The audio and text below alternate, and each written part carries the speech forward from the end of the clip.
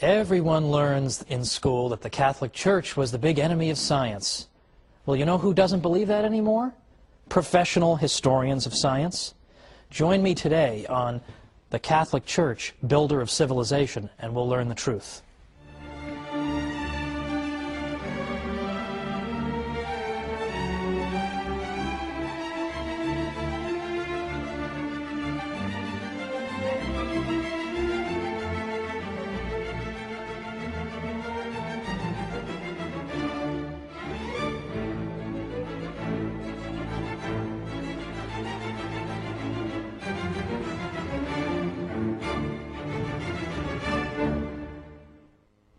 Welcome to the Catholic Church, Builder of Civilization. I'm Thomas Woods. It comes as a surprise, doesn't it, to learn that the Catholic Church may have had a positive role in the development of science, right? Because we're all taught from birth the exact opposite. In school, in the media, in movies, scientists are always brave martyrs against the ignorant church that wants to suppress their findings. Well, you might be excused for this view if you lived 100 years ago, because then the dominant book on the subject was written by a fellow named Andrew Dixon White. I mentioned him in our first program because he wrote a book called A History of the Warfare of Science with Theology in Christendom. This became the defining volume on this subject. But it is full of nonsense. In fact, it turns out that in White's book, you actually read that the Catholic Church taught that the earth was flat. Now, we saw last time there is not the tiniest stitch of evidence for that. But White, anxious to portray the church as silly and backward and ridiculous, simply repeated what other historians had said without bothering to investigate it. That was the quality of his book.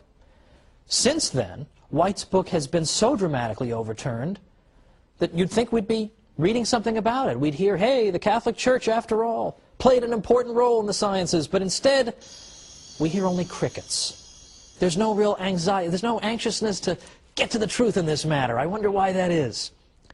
Well, there are a lot of modern historians who, unlike Professor White, are still alive and who are doing work right now and who have concluded that, in fact, the Church has played at least some kind of positive role, and some scholars even go so far as to say that the Church had certain ideas that were indispensable to the development of science. Well, that's the opposite of what we hear, right?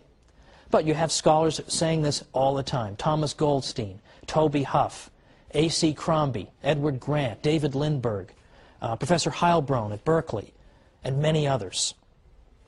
So what are they saying? And how dare they say this? Don't they know the Catholic Church is nothing but an oppressor of the geniuses of the world? Well, let's look at some of the claims that these new historians are making. And by the way, they are not all Catholic. Some are Catholic, some aren't Catholic. I've deliberately gone out of my way to consult historians of science who are non-Catholic, some of whom are even anti-Catholic, in order to show that this is for real. This isn't a bunch of Catholics writing some books to make the Church look good. This is the consensus among professionals today. Now, one of the most important principles that the Catholic Church contributed to the development of science comes from a biblical verse that was one of the most frequently quoted in the whole Middle Ages. And that verse is Wisdom 11:21. And that verse tells us that God has ordered all things according to measure, number, and weight. Okay, so that doesn't sound explosive right off the bat, but I promise you it is. God has ordered all things according to measure, number, and weight. What did people take that to mean? They took it to mean that the universe God has created is orderly. It makes sense. It's intelligible to our minds. It's mathematical. It's ordered according to patterns. Measure, number, weight. There is something mathematical about the universe. St. Augustine, for example, said God is like a great geometer. He's a great practitioner of geometry.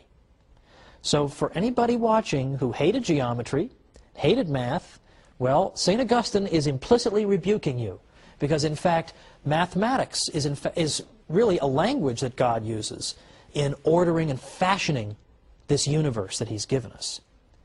So the Christian tradition, through this wisdom verse that was quoted all through the Middle Ages, dramatically amplifies an existing tradition in the West, going back to the 6th century BC, and the great pre-Socratic philosopher and mathematician Pythagoras.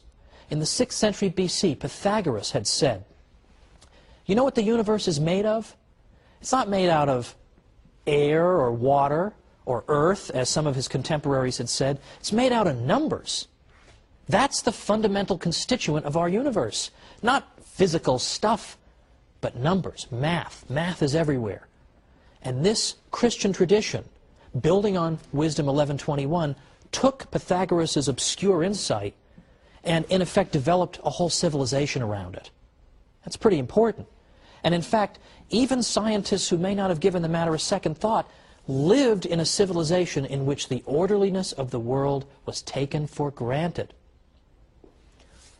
So, for example, let's consider the gentleman who drew up for us the first periodic table of the elements, Dmitri Mendeleev.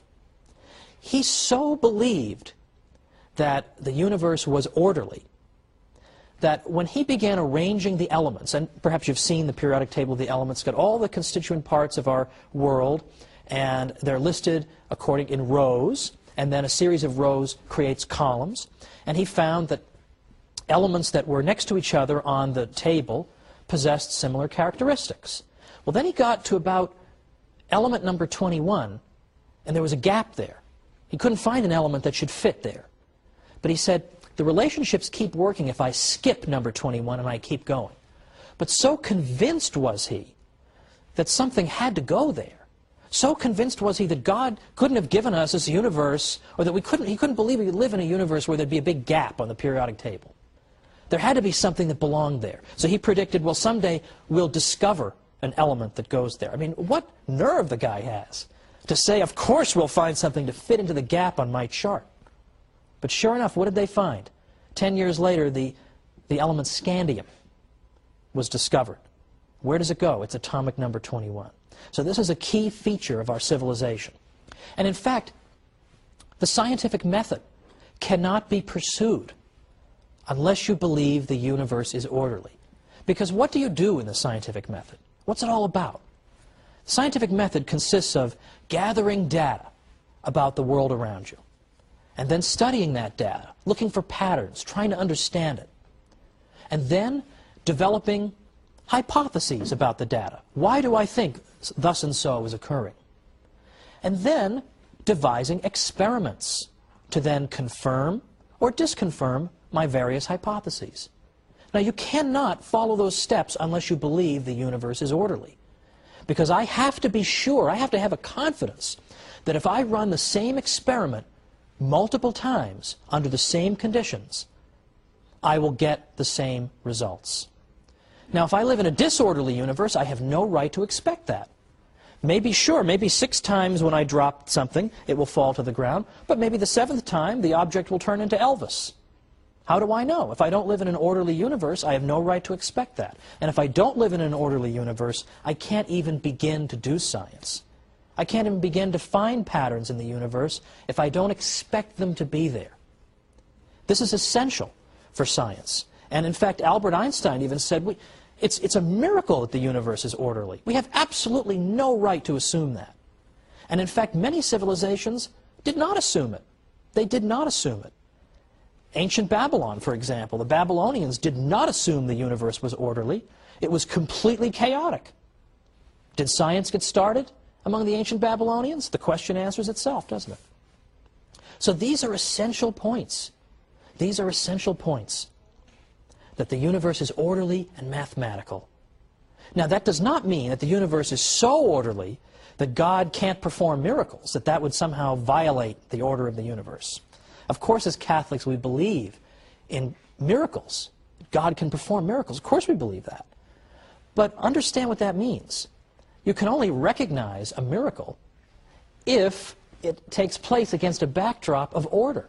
If we lived in a completely chaotic, you recognize a miracle if it takes place against a backdrop of order. If we lived in a completely chaotic universe, how could we recognize a miracle? Everything would be a miracle. Everything's crazy and chaotic and doesn't follow any laws. So we recognize God's miracles because He performs them within a universe of order. St. Anselm very helpfully clarified this point. He said that God has His absolute power, or potentia absoluta for you Latinists, and His ordered power, or potentia ordinata. That is to say, sure, God has the raw power to turn that object into Elvis, but He also has His ordered power by which He behaves according to the laws that He's built into the universe, that it would not befit the dignity of our God for Him to behave in such a whimsical way. He can't do that. He has to, in effect, behave in a way that is consistent with His promises to us. And in effect, the functioning of the universe is one of those promises. So we expect to find order in the universe, and that's why scientists go looking for it. But as I say, not all civilizations have been able to do this, have had this insight. We take this insight for granted. The universe makes sense, we can find mathematical relationships in it, but not every civilization could. And one civilization that could not is Islamic civilization. Now, there's much we can say about Islamic contributions to civilization and even the sciences. For example, in some of what we might call the applied sciences, like medicine and optics. Well, Muslims made great contributions in those areas. But in the more theoretical sciences, Islamic science, in effect, suffered what Father Stanley Yaki calls a stillbirth. It seemed like it was going somewhere, and then boom, gone. And then today, of course, Islamic civilization is largely a backwater, scientifically. Now, why is that? Why did Islam suffer such devastation in terms of the sciences? One reason involves this matter of the ability to view the universe as being orderly. Islamic civilization could not do that. Because if you were to say that the universe is ordered according to certain laws that must be observed, that would be an insult to Allah, who may behave as arbitrarily as He wants. What looks like a law to you may just be one of His habits that He can discontinue at any time. Well, we got a break now, but come on back for some more myth-busting about the church and science.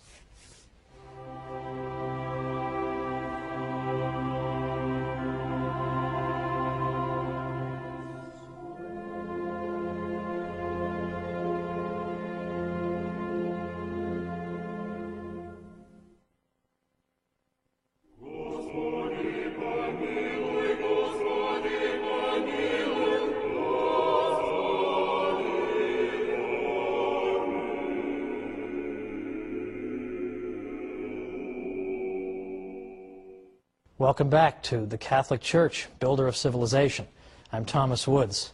Before the break, we discussed some forbidden truths about the church and science. We know what we're supposed to say. We're supposed to say the church has been nothing but an obstacle to the sciences. But that's not what professional historians of science are saying. And if you recall from our first episode, I mentioned that the most depressing job on earth would be to be a professor of medieval studies, trying to tell people that the Middle Ages weren't really so bad. Well, I think a good runner-up for most depressing job on earth would be to be a historian of science, trying to argue that, in fact, the church had, by and large, a positive influence on the sciences. Even your fellow scientists aren't going to believe you, much less the general public. But yet you have an enormous amount of evidence that you can amass. And book after book after book is being written today, and yet you still can't crack through to the general public. One of the reasons I ended up writing a book called How the Catholic Church Built Western Civilization was that I was afraid that all these wonderful studies that professors are doing that are vindicating the church aren't getting to the general public. People are still being taught the nonsense about the church as an opponent of science. So now we've got to go and study this stuff so we can better defend ourselves. But let me tell you something. Today, if you were taking a course on the history of science, and some universities have that as a separate discipline, if you were taking a course in that, and you said, oh, religion and science have been nothing but enemies over the years, you would be considered to have written, in effect, a fourth-grade term paper. Like, no one would take that seriously anymore. So let's return to our discussion from before the break, when I was saying that the key insight that allows a breakthrough in science in the West is the Catholic view of God as being orderly, a view that is derived principally, though by no means exclusively, through that wisdom verse, 11:21, that God has ordered all things according to measure, number, and weight. And we saw that St. Augustine took that to mean that God was a great geometer, and other Christian thinkers elaborated on it as well. At the cathedral school at Chartres, for example, in France, there was a lot of elaboration on that critical wisdom verse. Now, cathedral school, first of all, what's that? Charlemagne, who was emperor of the West from about 768 to 814, had established that the various cathedrals should have schools set up, attached to them. And these cathedral schools, in some cases, developed into our earliest universities, although we'll discuss that in a future episode. But at the cathedral school at Chartres, those scholars seized upon Wisdom 11:21 and took it to mean that if we want to understand the universe, we must understand it quantitatively.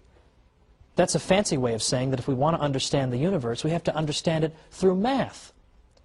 Well, that is actually an extraordinarily modern idea.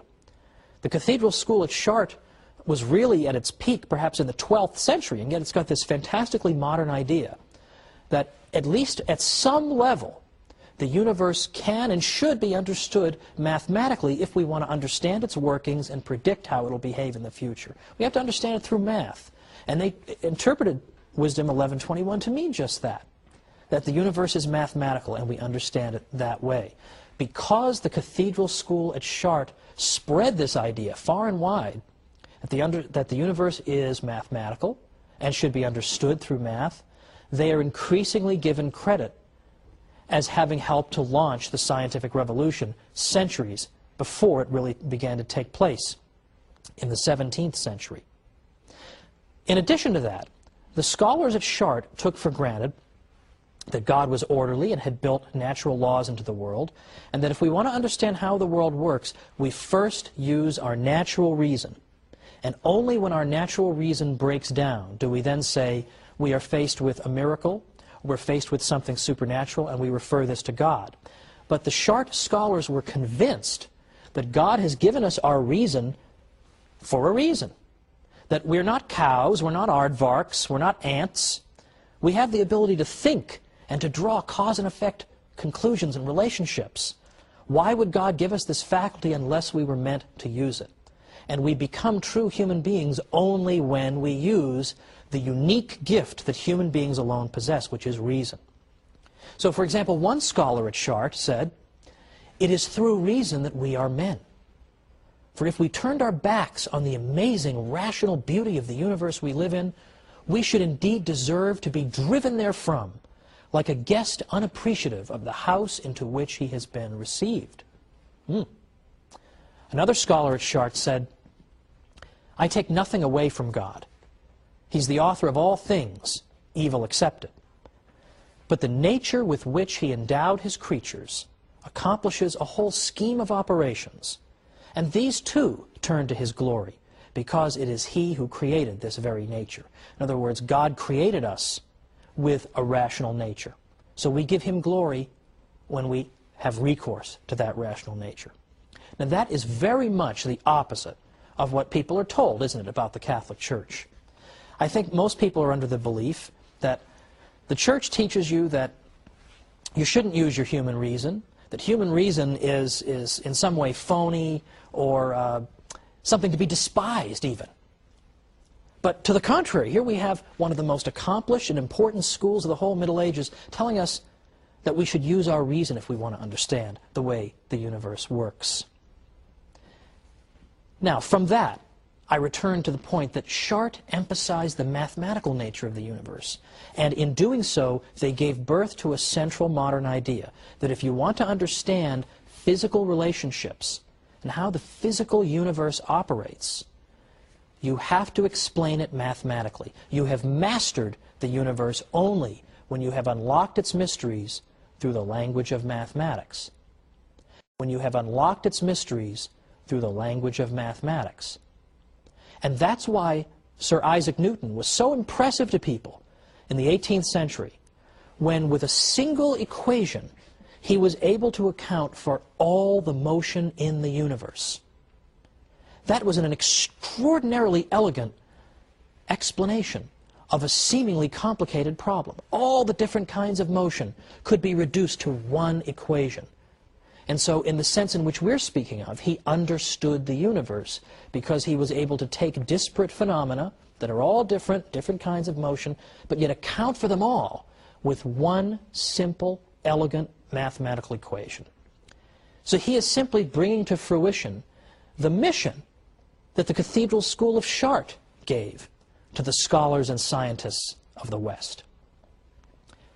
Now, another problem that was solved in large part by the Cathedral School at Chartres goes all the way back to the ancient world, all the way back to the world of ancient Greece and Rome. Because as far back as that time, people had believed that the heavenly bodies that you see out there were in fact in some way divine.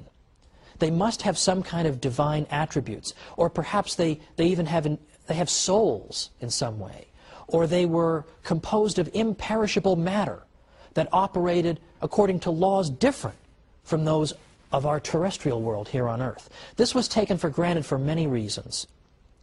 For instance, in the ancient world, it was taken for granted that a body at rest tends to stay at rest. But a body in motion can only be in motion if something is forcing it into motion. So in other words, the ancient world took for granted that the natural state of things is to be at rest. Motion needs to be accounted for. And yet they look out in the sky and they see the planets are moving, but there's no big hand pushing them. So what's making them move? They should be at rest. What's making them move? So they had to posit all kinds of theories that maybe they have souls and the souls impart motion to them, or they're divine and that accounts for their movement, or later it was proposed that angels might be pushing them. There were all kinds of theories to account for this. But it was taken for granted that there must be different rules governing motion in outer space and governing motion on Earth, because what's going on? Why do they keep on moving? They just couldn't figure it out. These things must be fundamentally different from the things on our Earth.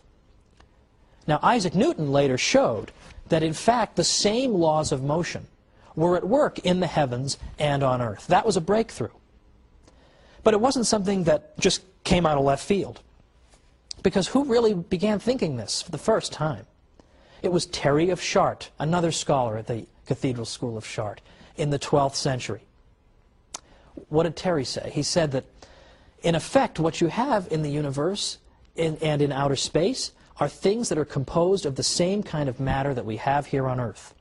Now, he couldn't quite account for why they orbited and why they seemed to move on their own. He hadn't anticipated Newton's laws of motion. But by saying that the stuff out there is in no fundamental way any different from the stuff down here, he has paved the way for a central conclusion of modern science. Now, Thomas Goldstein is a recent historian of the history of science.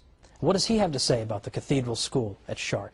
He says, in a period of 15 to 20 years around the middle of the 12th century, a handful of men were consciously striving to launch the evolution of Western science and undertook every major step that was needed to achieve that end. Goldstein even went so far as to say that someday Terry of Chartres will be viewed as one of the great founders of modern science. Now, can you believe that? There's a historian writing just in this generation. And not only does he credit the church with lending an important impetus to the development of science, but he even goes all the way back to the 12th century to identify somebody nobody's ever heard of and say he may be one of the great architects of modern science. This is becoming absolutely common among historians of science. Yes, Richard Dawkins is writing his books. Daniel Dennett keeps writing his books as scientific atheists. But as historians of science, you consistently get more and more favor shown toward the Catholic Church. Now the question is, how do we get this information to the general public? And as I say, it's not going to get out there unless Catholics start telling it themselves. But that's only the tip of the iceberg, because what we've discussed today is very theoretical. The idea that the universe is orderly, and so on and on, that it's built according to fixed physical laws. That's all very theoretical. But next time, we're going to get down to the nuts and bolts, because next time we're going to look at how many priests were scientific pioneers. It's not enough to say, oh, look at all these scientists who happen to be Catholic. Well, that could be just a coincidence. They just happen to be Catholic. But when you're talking about priests who occupy such an elevated role in the life of the church, who have taken holy orders and have that sacred vocation, if they are great practitioners of the sciences and are congratulated by the popes for doing so, then surely the Catholic Church cannot be the enemy of science. So let's look at these great scientific heroes in the Catholic Church next time when we come back once again for the Catholic Church, builder of civilization.